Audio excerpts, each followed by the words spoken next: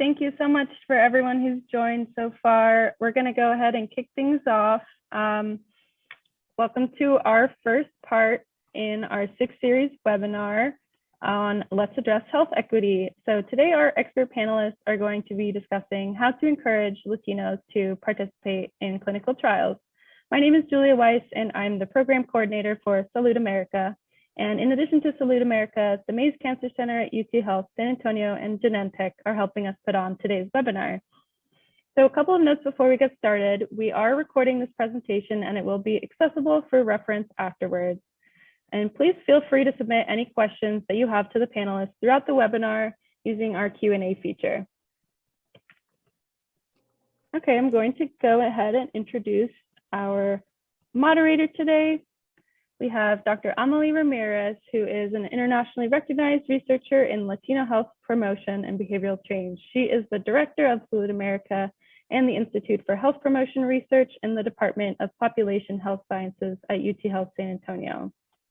She has over 30 years experience directing research on human and organizational communication to reduce chronic disease and cancer health disparities among Latinos, including cancer risk factors, clinical trial recruitment, tobacco prevention, obesity prevention, and promotion of health equity.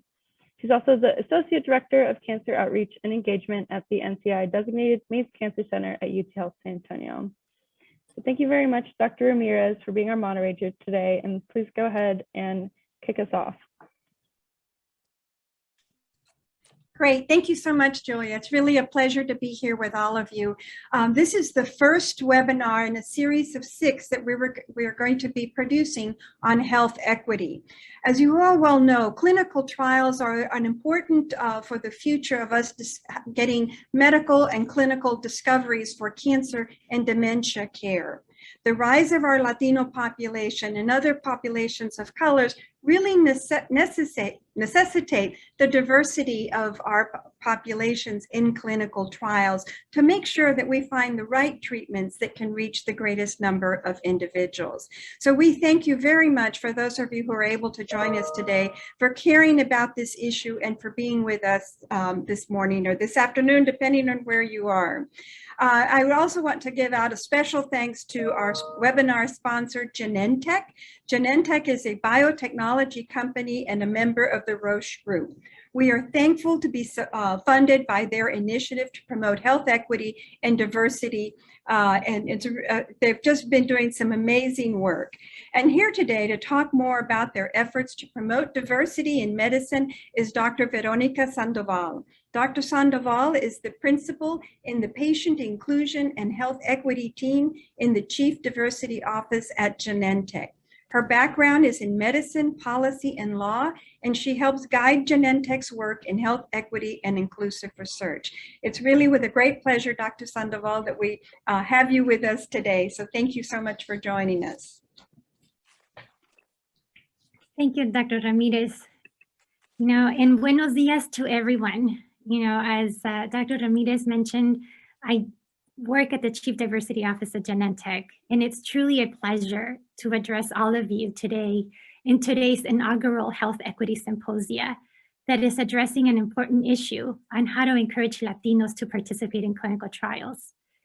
And, when we think about it, this Health Equity Symposia could not be more relevant to the times we're living in. And the reason for that, we're in the middle of a pandemic.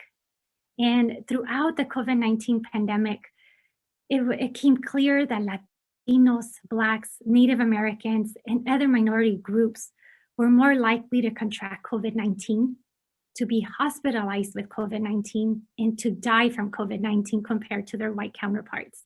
Yet, even when the pandemic devastated our communities, research sites struggled to recruit diverse patients. And around 60 million Latinos live in the US, and that is nearly 20% of the US population.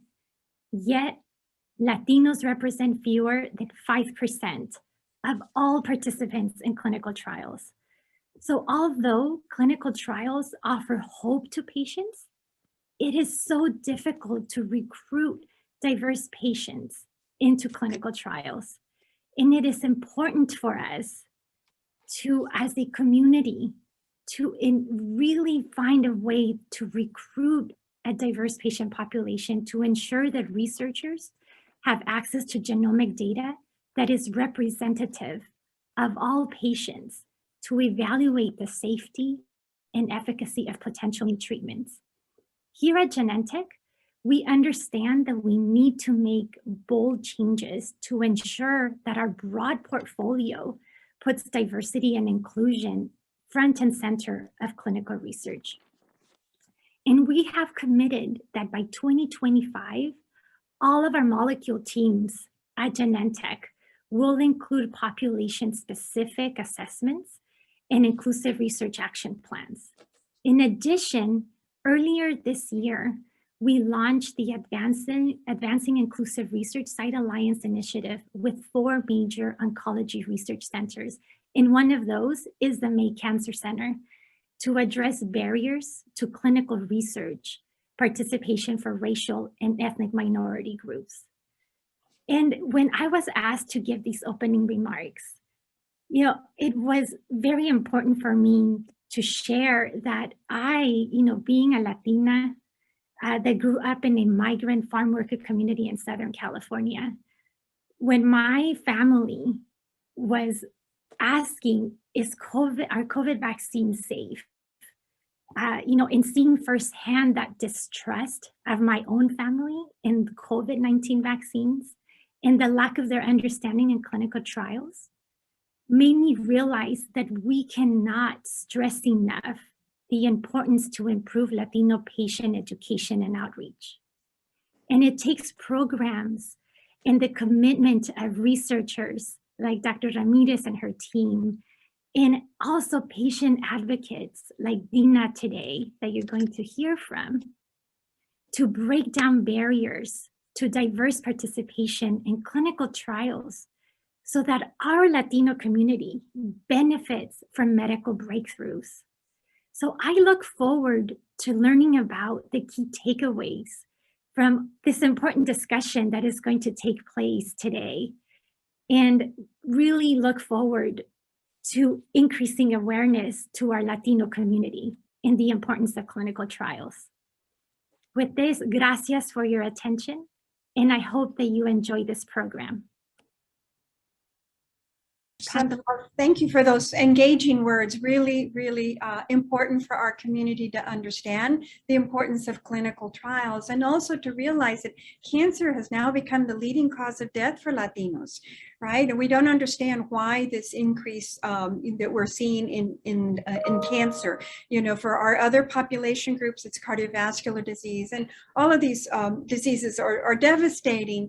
But we need to do more to better understand why is cancer increasing in the Latino community, and it's expected to increase by 142% over the next several years. So we really want to touch on that, and we're so grateful for Genentech to be involved. And so my question to you is, what motivated Genentech to get involved in health equity issues? One of the biggest things, Dr. Ramirez, is that we realized, and when you look at all of the clinical trials, and this is not just true for Genentech, but across all of the clinical trials, there is a lack of diversity. And I don't have to tell you, right? When you open a journal, most of those patients are white patients, and generally male white patients. So in order for us to really say our medications are truly, for the remark that you made at the beginning, giving the right treatment to the right patient, we understand that we need that diversity in the genomic data that we have. And we really want to make that commitment and say, let's start within our own clinical trial development programs and ensure that our drugs are truly relevant and effective and safe on all of the populations that we're serving. That's wonderful. And you know, one thing that I like to mention is, right, that the Latino population, we're not just all one group. We're a very diverse group within our ethnicity, representing from Afro-Caribbean all the way to Native American to European, and all our variations of ancestry in between. So it's really important to get as many of our different Latino ethnicities represented in these clinical trials. So yes, thank you so much for that. And then the other thing I wanted to comment, thank you for mentioning COVID and the impact COVID has had on our community, but also what it's done for cancer screening, right? We're noticing that a lot of individuals postpone their cancer screenings, and it's really important that we get them back into screening so that we can detect those cancers early. Unfortunately, many of the things that we have found from our clinical trials, that sometimes that our patients are already at such an advanced stage that they don't qualify to participate in a clinical trial. So that screening and coming in early is extremely important. So thank you very much for joining us today and for the support from Genentech. We're very appreciative of everything the company has been doing and for supporting our work. Thank you. Next, I'd like to share with you, we have several panelists that will be speaking with you today to speak more from also from their experience, but we also are delighted to have invited a patient, a cancer survivor, Mrs. Jeraldine Ortiz, and she goes by Dina, for participating in this panel with us today, because we really want to put the patient in the center and the community in the center of all that we're doing. And so your voice, Dina, is so important to us. Our first speaker will be Dr. Marcella Mazo-Canola. She is a physician and assistant professor specializing in breast cancer oncology and hematology at our Mays Cancer Center at UT Health San Antonio. And we also have Dr. Patricia Chalela, an associate professor at the Institute for Health Promotion Research with UT Health San Antonio, and her expertise is in health disparities research. So first leading our discussion will be Dr. Mazo. Well, Dr. Ramirez, and for all the panelists, Julia, you as the organizer, I'm very happy and very excited and humbled to be part of this initiative. As an oncologist and as a Latina, proud Latina, this is a cause that is very dear to me. So I really think that we should, do everything in our power to encourage our patients to help us out and learn more about cancer so we can continue to make progress. Can you please pass to the next slide, Julia? Okay, so the slide that you're seeing in front of you was obtained from the latest census data here for the United States. And as it was pointed out by Dr. Sandoval, Latinos are the fastest growing majority in the United States. So we're estimating that about 18 to 20% of our population is Latino. So we are talking about millions of people. Go to the next slide, Julia. And I wanted to show you here in the state of Texas, and especially in San Antonio, we are a city that has a minority population. We're very blessed to have, this many Latinos in our population that we could potentially serve for, and that could help us out to move forward and kind of getting that bridge connected with the health disparities that we see. Next slide.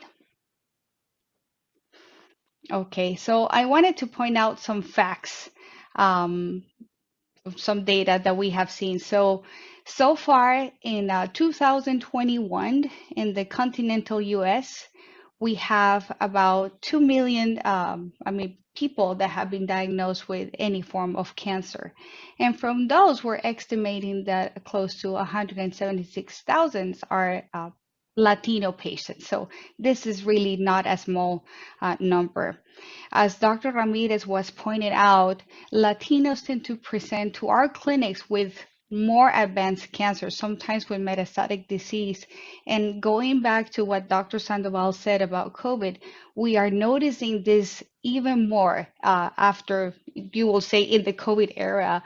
A lot of patients skipped their mammograms. They didn't show up because, clinics were closed or they were afraid to go out. So they delayed their care for a significant number of months. And all the oncologists across, our breast cancer clinic, we are noticing that these patients are presenting to us with even worse cancers, worse histologies, and, worse cancers when they come to the clinic. Although in the data, they said that non-Hispanic whites, and with Hispanics present with, less cancer, and the incidence overall tends to be low. We know that this is explained by the fact that our patients tend not to go to the doctor. There's that cultural barrier that basically, they think they're okay, or they don't have any means to go to the doctor. So although the incidence seems to be lower, we are thinking that this is explained by the fact that our patients don't seek medical care or screening as they should. So I think it's kind of false that it's a lower incidence. Go to the next slide, Julia, please. And this is to show you all some data that has to do with clinical trial enrollment. So definitely, as it was pointed out before, across all the types of cancers, we see that minority patients, especially Hispanics and African Americans, basically they enroll much less into clinical trials. Some studies have even suggested that in the past years, that enrollment, instead of going up, has declined some, not just for cancer trials, but also trials across the different diseases.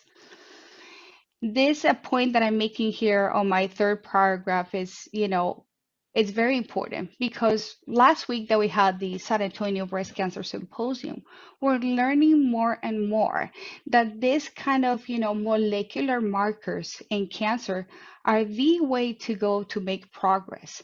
And although we have some information that, that it's more prevalent in white people or in non-minority people, we still are missing a big piece of the puzzle by not having enough information about our minority patients.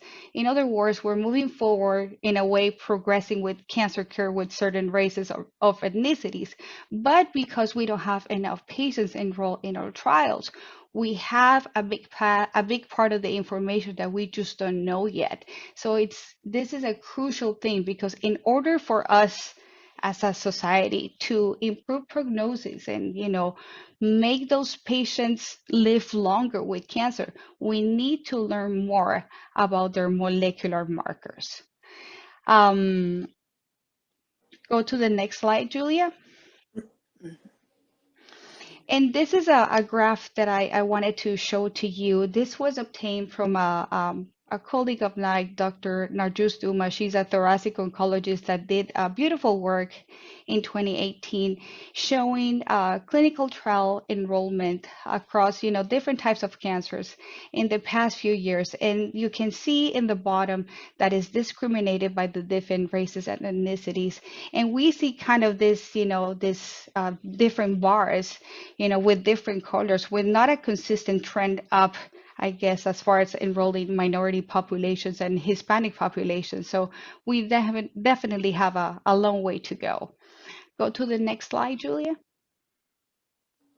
Okay, and this table that I wanted to show you is from the same exact publication, pointing out that clinical trial participation from Latinos, it's really low. So you can see the percentage there highlighted in the red box, that basically their percentage overall, is significantly lower when we compare to other ethnicities and to other races.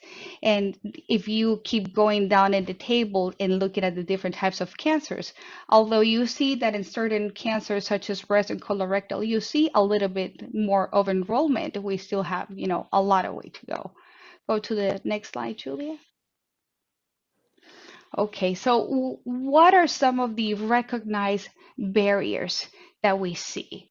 So I want to point out that really, this is one of the symptoms of a systemic disease. We are all aware that we don't have equal access to healthcare. And I think, clinical trial enrollment in a way reflects that we see across the board. There is no question that the Hispanic patients sometimes tend to distrust or not trust the system as much compared to other ethnicities. I think they sometimes are not aware of the potential benefit that a clinical trial can have for them and for future generations. And that's something that definitely we need to kind of work on to, kind of change the perception that this really helps everybody. Lack of communication, no outreach. I think that's kind of, you can put it in the same, I guess, in the same problem. We really need to educate our communities, reach out, go out and explain why it's so important for us to, get these patients into our clinical trials. The fear of being targeted, I think we probably have seen it more in patients that are getting some molecular markers that I was mentioning before. They think they're going to be, kind of point out, you have this disease or this mutation. And sometimes that's, something that we need to clarify for our patients. Remaining humble. A lot of times we as clinicians tend to use, in a way, fancy words or express ourselves in a way that the patient can perceive us as not being, kind of humble. So really kind of, get down to that patient level. Tell them in lay terms, simple terms, what is that you're looking for? What is that you're hoping to learn from getting a patient into a clinical trial? I think being humble, especially when it's, with that patient interaction, is key to hopefully get them on board in your trial. We definitely don't have enough, diversity in the workforce. And I think this happens across, all specialties. Definitely, from the patient's perception, if we see a more kind of diverse, group of clinicians, it is likely that that person will feel more comfortable kind of getting into a clinical trial. I guess politics is one of those subjects that no one wants to mention, but I think it's part of the barriers that we have seen. I think all of us are aware that the political climate of our country in the past years has been, difficult, and I think that has gotten in the way also of getting our patients to trust us. The financial burden, I think, is a huge thing. Sometimes, patients are not aware that, through certain, mechanisms of funding, we can help them as far as, transportation to help them to get into the clinical trial. So kind of, going over that fear will help out to get them on board. And lastly, not strange to any of us, unfortunately, COVID. COVID has changed the way that we approach medicine significantly. And of course, it has impaired our patient interaction to the point that it's difficult to get those patients to come to clinic and get them enrolled. Can you please go to the next slide, Julia? So what do I think as a Hispanic woman and as an oncologist that are some opportunities? I think building that trust is key. Sitting down with your patient, talking about their life, interacting, getting to know them, for them to get to the point that they trust you, that they respect you. I think that's going to put you, with your patient at the same level. And that's going to translate into many benefits, for the patient and for you. If the patient learns to, trust you, they're going to respect you. And they're going to be more likely to trust you when you are offering a clinical trial to help them out with their disease. I think our patients sometimes are not aware that clinical trials are an option for them, and this is not surprising. We see it a lot. They don't think it's just available for them, and we need to, educate them and let them know, no, this is an option for everybody. And, they need to know that it's out there and that it could potentially help them. Access to healthcare, I think there's not a whole lot, to comment because it's something that we all are aware of. Here in San Antonio, we struggle a lot of times, by having patients that unfortunately don't have a way to get healthcare, and that's definitely a barrier. I know we have some programs in the city that could potentially, help our patients, but that's still, a big opportunity for enrollment across the entire country. Now, educating the community is key. We need to put the word out there. This is available. This is for everybody. This will help everybody. Acknowledging the fear. I think a lot of patients and even us as clinicians, we can, be afraid of, not knowing what to expect or what things is going to happen. And I think it really comes down to acknowledging the fear, telling the patient, yeah, it's okay to be scared. This is, a difficult situation, and we're going to be there for you to guide you and to help you. And explaining the benefits, as I mentioned before. And I think the last part of this slide is very important. I think we as teachers and as clinicians, we have a social responsibility to go there and empower and educate. And I think that starts really at the level of, these young generations that are maybe contemplating going into medicine. And, I think we need to work in getting, closer to the community and those newer generations that are going to be the clinicians of the future. Can you go to the next slide, Julia, please? Okay, so representation, I think it matters. I think that, if, like I mentioned before, if you're going to see kind of a more diverse group of, doctors taking care of your nurses or, practitioners, I think, that's likely to help. As teachers, I think this is kind of the elephant in the room, and this is hard to teach when you have trainees, but we need to teach our, our students, trainees, nurses, everybody that works with us to be more cultural competent, be sensitive to the different cultures, know that there is an unconscious bias and talk about it, and, help your students to develop the strategies to deal with it and to talk about it and to feel comfortable within themselves and to make their patients feel comfortable too. Resources in the community, I think we're all aware of the figure of the promotoras or, nurses that basically reach out to the community. It's a very useful resource that basically, helps to get the word out there with the patients. Reducing the perceived risk, I think this has to do more with privacy. And, in the South region of Texas, we have a significant proportion of patients that sometimes are not, legal in the country. And, they think that if they share, clinical information with us, they're going to be targeted, they're going to be prosecuted. And we have to really get out there that this is, part of their privacy. And that's important for a lot of people. And sometimes it could be a significant barrier, for some of them. So try to, explain to your patient, why, their privacy is going to be protected so they feel more kind of at ease. Make your research convenient and accessible. I think it's wise to, hopefully, if you get the funding, to invest into facilitate transportation, facilitate childcare, what have you, reduce the number of visits that they need to potentially get in clinic, take advantage of these virtual, techniques to communicate with your patients and, kind of put everything that you can to make that, accessible to our patients and to facilitate, them getting the care that we need and, and to participate in your research. Julia, can you please go to the next slide? Okay. A lot of times, and I have seen this in the community, sometimes, community doctors, they don't know that we're doing this research. No idea. So I think we really have an opportunity by sharing with everybody using different platforms. I don't know, call it social media, Twitter, TikTok, or whatever, really get the word out there because, it's a fact that a lot of our doctors just don't know.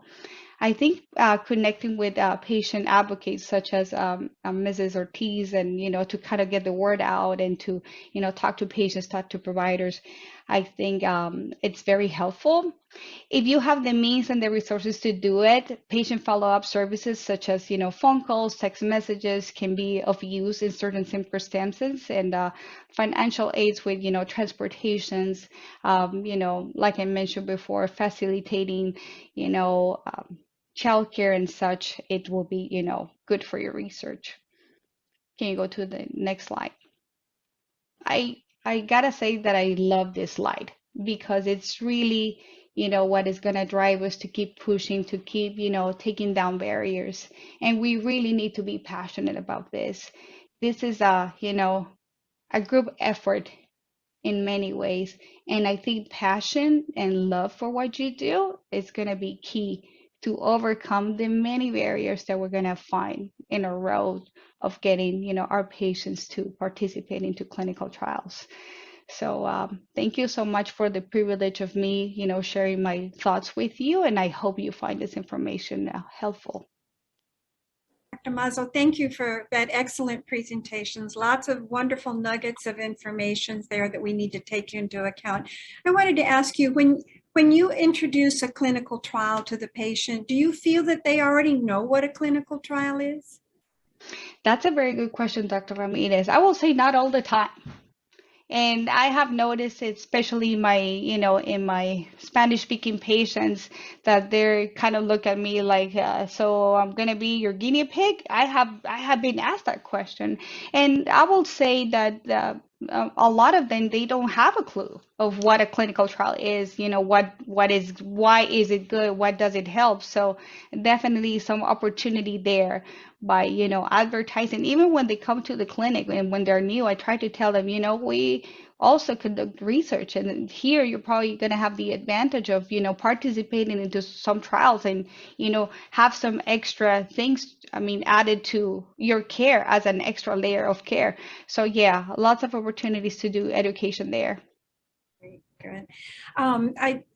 We have a couple of questions from the attendees. One of them is, what should be the initial approach with patient advocacy groups? What kind of educational strategies are successful with these groups of patients? I think basically it's very important, since the patient advocates, I feel like sometimes they have the trust of the patient. They already have a relationship. I think really explaining that these clinical trials are good, they help everybody across the board. I think that's a key message that it's important for our patient advocates to tell our patients.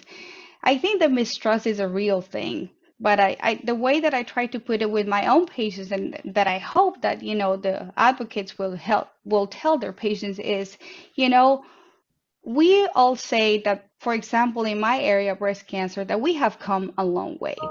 That has happened because someone 10 years ago decided to help out with this clinical trial that led me to be able to give you this drug that I know is going to help you. So kind of explaining that it's something that helps everybody, I think it's key. And obviously getting the word out, it surprises me to see that a lot of people, they just don't know, even clinicians, they have no idea that we're doing this trial. So really getting the word out there that this is an option, it's key. And are patients still receiving placebo in clinical trials? So I know that the concept of the placebo kind of, becomes uncomfortable, for some patients sometimes. The way that these clinical trials are designed, especially when it comes to oncologic drugs, usually the patient gets the standard of care, the drug that we know that it's approved and that it works, right? And then there's another group that gets the standard of care plus an extra drug. So the figure of the placebo, although it makes people a little bit uncomfortable, it's important because that's what helps us to see the true benefit of adding another intervention. And I always reassure my patients, although you might end up getting placebo, you're always going to get what we know it's effective nowadays. Right. So it's standard of care at the moment. Dr. Chalela, did you? No, I have two comments, and thank you, Dr. Mazo-Canola. Excellent presentation. Is that the patient advocates are key because as you say, they have the trust of the community, they have the trust of the patient. We need to train them, to educate them in what are clinical trials, because they can also pass that information or that knowledge to our community. Knowledge is power. And Yes. one thing that we think that is very important to emphasize is that our patients need to be empowered to make informed decisions about Yes. participation in clinical trials. It's their decision, Yes. but they have to have the knowledge, the clear knowledge, easy to understand, to be able to say, yes, I think this is good for me, or no, I don't want to do it. But their decision is based on knowledge, on information, and not based on fear, because they know what a clinical trial is. Yeah, and one more comment to that is that it's important that the patients know that we're offering an intervention with the goal of helping. But if they decide that it's not for them because I don't know, because it's inconvenient to come, I mean, no one is going to be punished, or the care that they're going to get is going to be less because they decided not to participate in a given clinical trial.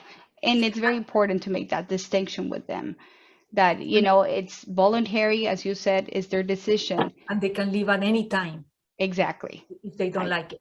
Exactly. I think that you touched, and Dr. Ramirez touched a very important point, because in our own research, we had found out that I am going to receive the placebo. If they think that the only one is the sugar pill for my cancer, no, I know I don't want to participate. Mm-hmm. And it's important for them to know that they are always going to be the best treatment possible, the standard of care that right now is the best available, or the standard of care plus the new drug, for example. Correct. So that's very important, and that everybody is going to receive the high quality care. They are going to be monitored. They are going to the medical team is going to really be on top of everything that is happening, and that they can leave the study research at any time without any penalty for that. And so those things are very important. Exactly. That's a great segue to hearing from Dina. Dina is our patient representative today, and she's actually participated in a clinical trial. And so Dina, based on the remarks that you've just heard from Dr. Mazo-Canola and Dr. Chalela, what are your thoughts? What ran through your mind when you accepted to participate in a clinical trial? When my doctor first mentioned it to me, I kind of was like, I never heard of it before. It was like, you know, I told him, tell me more. What am I doing, or what is expected? And he sat down with me, and he also had the nurse, also explain to me. And it took a while, for it to absorb in my head. Like, I wanted to live. I wanted to try something that, if I could help other people. And the point, because the way he explained it to me is, by me trying it, I wouldn't only be helping myself, it would be helping others in the future. So, it took a little bit to sink in that day. And he had told me, go home and think about it. But before I left, after sitting with him and the nurse, it was very to me, I felt like, okay, what do I have to lose? Let me try it and let's see how it works. And I was very thankful that he had told me about it at the end, because it really, it made me feel better that I was able to try something that was being used to see if it could help others, and see what the side effects, I guess, too, on them. But it really helped me very much. I mean, I was happy that I decided to do it. I didn't even have to ask my kids. It was like, I just said yes in the beginning. It was good. It was really good. Good. Based on what you've heard from the presentation this morning, any thoughts come to mind that you want to share with other individuals if they're thinking about participating in a clinical trial? It was a good idea to do it, and if I had to do it again, I would do it again. I think for them, it would be like, some people will say like, oh, my family doesn't want to do it. But to me, it's like yourself. It's what you want to do. if you want to try something to live, and, you know, I'm sure it's not for everybody, but it was a good experience for me. And I think it'll be a good experience for other people to try it and spread the word about it. Cause I tell a lot of people about it when I find out their family members get breast cancer and they don't know what to do. They're scared. You know, I even tell them, well, you know, tell them to call me and we'll talk, you know, but it's something very grateful that I'm glad my doctor told me about. And I think they should look into it because it'll help them and help others in the future too. Wonderful, great. Were there any particular challenges that you faced to once you said yes, you wanted to participate? No, they were pretty good at helping me. They set up my appointments for when I had treatment. They helped me, and I had a vehicle, but there was times that I didn't want to drive, so they had somebody pick me and bring me, which was the best for me because all my children worked and I was just going through a divorce, so it was kind of rough for me. But I had a lot of support from the doctors there in the clinic and the nurses, and they always made me feel like I was like part of them, like welcome. You know, if I had any questions, they always, you know, helped me out. Wonderful. Well, we're going to bring you back. Okay. We're going to go to Dr. Chalela, have her give her presentation, and then we'll have all three of you again to help us wrap up the presentation. Dr. Chalela, Okay.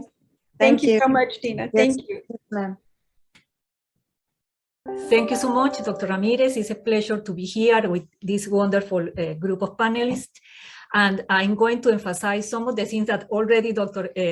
Mazo-Canola may be touched on, but that I think is important for us to understand why our Latino population is not participating in clinical research. So can we go to the next slide, please? So we all know that cancer can affect anybody, right? But certain groups bear a disproportionate burden of cancer compared with other groups. And we know that cancer incidence, mortality, and survivorship varies by race and ethnicity, disability, gender identity, geographic location, income, education, age, sexual orientation, and other characteristics. So, and in addition to that, cancer disparities may also be exacerbated by the lack of diversity in clinical research participation. Because of this lack of diversity, research results may not be applicable to all our population groups. So that's why it's so important to participate. Latinos, in particular, are underrepresented in clinical research. This is a concern because people of different ages and races, as I said before, and ethnicities, may react in a different way to certain medications. So to achieve health equity, so all can benefit from clinical trials, we need to address the factors that keep Latinos from participating in clinical research. So I wanted to talk a little bit about health equity and health equality. So health equity means that everyone has a fair and just opportunity to prevent, find, treat, and survive cancer. It is not the same as equality. And the graphics that are included in this slide really show very well these two concepts. So equality is providing everyone with the same tools and resources. And as we see in the graphics, on the right side, for example, on the left side, everybody receives the same tool, right? But not everybody is able to reach the fruit. And on the right side, on the top, everybody receives the same bike because they need it. It's the same resource, the same tools, but nobody is able to ride the bike. So an equality, as I said before, is different from equity. Equity is providing tools and resources based on specific needs of patients and underrepresented population groups such as Latinos that allow everyone the opportunity to be as healthy as possible, and in this case, the opportunity to participate in clinical trials based on their own decision. So on the right side, on the first graphic, for example, everybody is being provided with the tool according to their individual needs. So everyone is reaching the fruit. And on the right side, everybody is now riding a bike that is provided also based on individual needs. Next slide. So what factors are keeping Latinos from participating in clinical trials? And I'm going to repeat some of the things that already Dr. Mazo-Canola stated. But basically, the barriers to clinical trials are complex and are multi-level, multifactorial, multi-level. So, and they come from study design, healthcare system barriers, medical team, and patients. For example, for a study design, some of them, I'm not including all of them, but protocol length and complexity, patient exclusion criteria, trial duration, and high frequency on office visits may be a factor that affect participation in clinical research. For healthcare system barriers, for example, the lack of cultural competence, and Dr. Mazo-Canola already stated, not only among staff, but in general, but the lack of Latino health workers, Latino physicians, Latino staff at the different clinics. At the medical team related factors, lack of referrals and misconception about patient compliance. We were talking the other day with Dr. Ramirez, and we stated that in some of the meetings is that when we were at Houston, we conducted a survey related to these barriers to clinical participation. And some of the things that we found is that some healthcare providers don't offer the clinical trials to everybody because they assume that this patient is not going to be compliant. So I'm not going to offer to them. They may not have transportation, or they may not be interested in doing it. They don't offer it for the patient to be the ones who make the decision, but they make assumptions regarding that, and they don't offer the trial to everybody. Of course, the lack of cultural competence and the patient-doctor communications are some of the barriers related to the medical team. Next slide, please.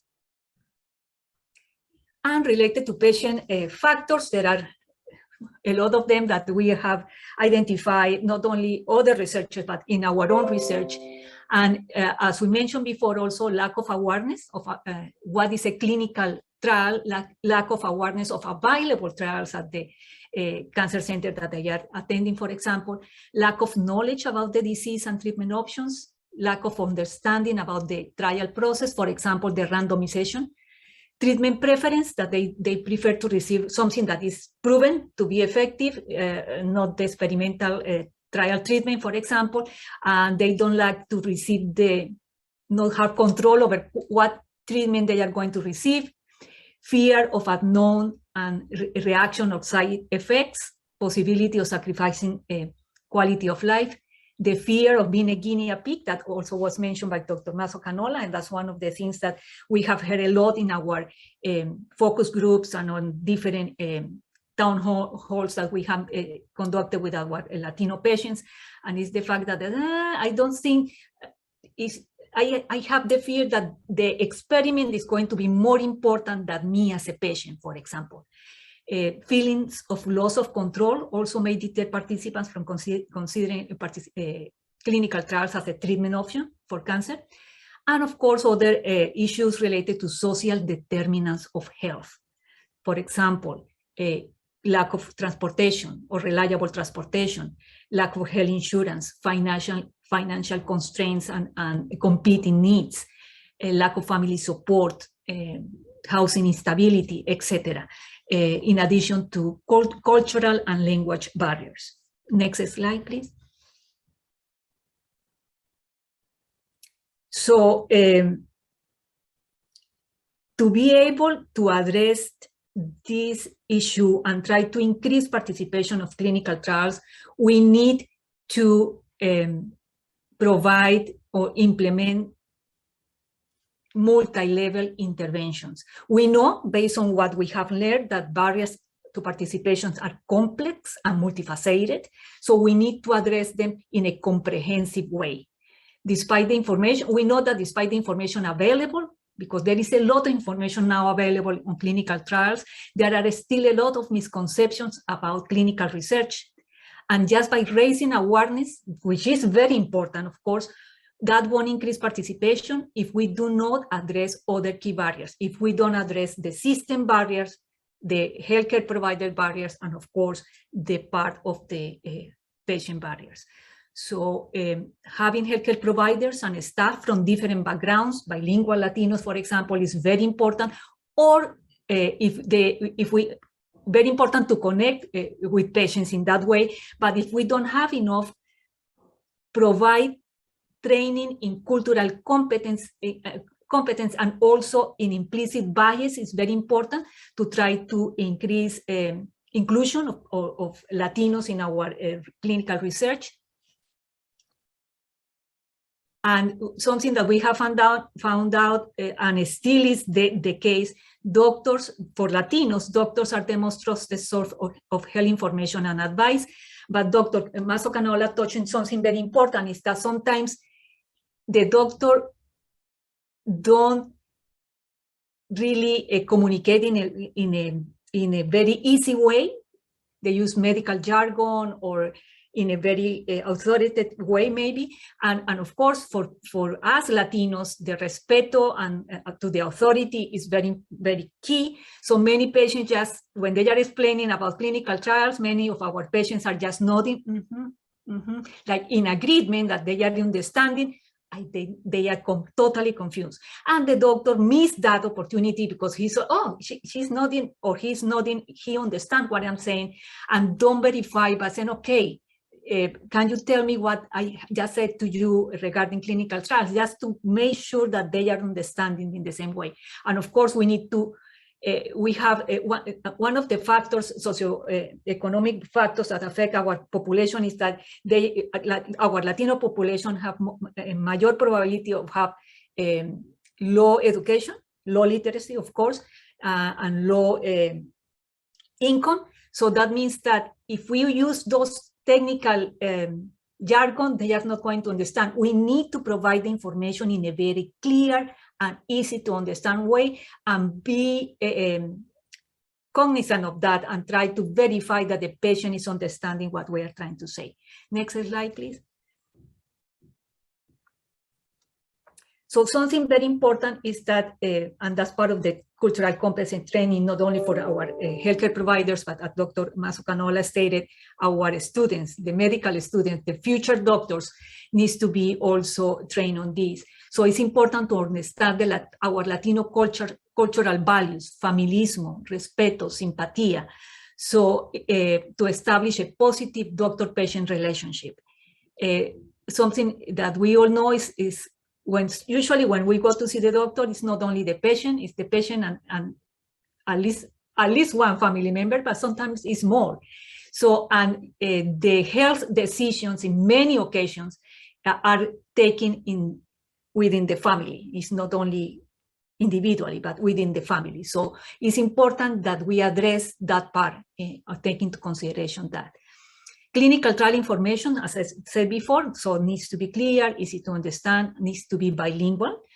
And something that has been working for us a lot in our research and the studies that we have conducted is that patient navigation is patient navigation. Patient navigation addresses common barriers and allows patients to focus in their efforts in their treatment options. So it's very important to involve patient navigation in addressing the most common barriers to care.